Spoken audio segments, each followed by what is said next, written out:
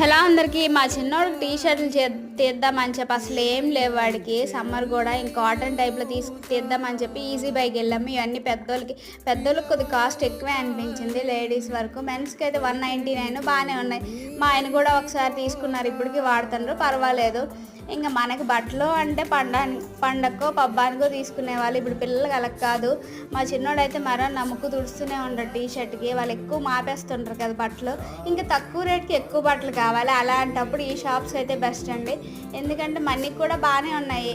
అవి పాడైనా కూడా పెద్దగా మనం బాధపడము. మన పాకెట్ కూడా ఖాళీ అవ్వదన్నమాట. ఇలా వచ్చామంటే 169కి 2, 139కి 2 తీసుకున్నా. అందులో ఒక ట్రై చేసా, పర్లేదు బాగానే ఉంది.